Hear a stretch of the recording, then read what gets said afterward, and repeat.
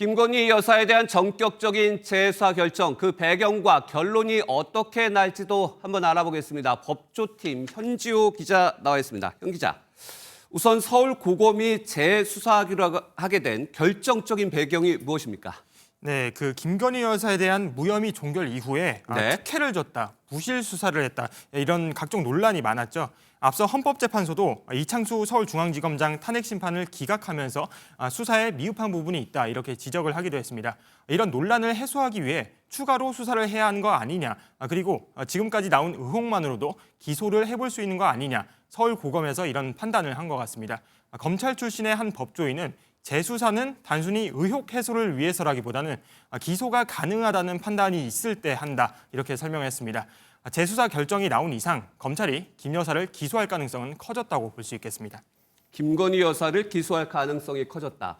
그런데 지금 도이치모터스 주가 조작 사건 주범들이 대법원에서 확정 판결을 받았어요. 그 영향도 있다고 봐야 되겠죠?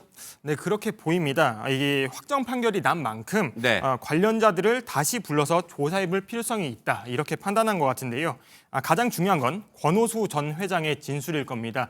만약 권 전 회장 등 관련자들이 기존 입장을 바꿔서 김 여사 관련 증언을 한다면 김 여사에 대한 유죄 입증은 좀 쉬워질 걸로 보입니다. 다만 김 여사에 대한 새로운 증언이 나올지는 미지수입니다. 그런데 서울고검이 중앙지검에게 재수사하라 이렇게 명령할 수 있는데 직접 나선 이유가 뭡니까? 이 김 여사를 불기소 처분했던 검찰청이 다시 수사를 하면 또 논란이 생길 수밖에 없겠죠. 예. 서울중앙지검은 이 사건을 무혐의 종결 처리했기 때문에 재수사를 한다고 해도 기존 결론을 뒤집기가 쉽지 않을 겁니다.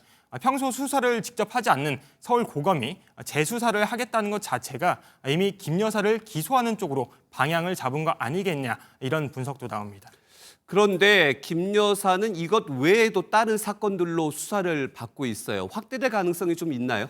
네, 그렇습니다. 이 검찰은 최근 이 명태균 공천 개입 의혹 관련자들을 여럿 소환 조사하면서 수사에 속도를 내고 있는데 네. 김 여사도 곧 부를 것으로 보입니다.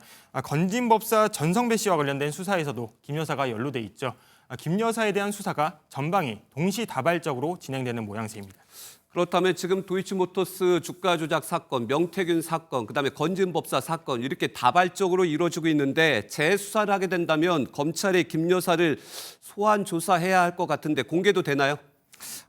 수사 결론을 어떻게 내리든 간에 네. 소환 요청은 일단 할 것으로 보입니다.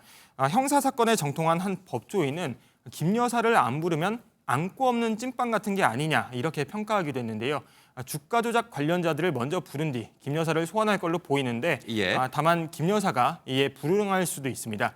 예. 하지만 김 여사의 출석을 마냥 기다릴 수는 없는 노릇인데다 지난해 이미 한 차례 조사를 한 것도 있기 때문에 소환 조사에 불응할 경우 조사 없이 곧바로 재판에 넘길 수도 있겠습니다. 조사 없이 재판으로 바로 갈 가능성도 있다.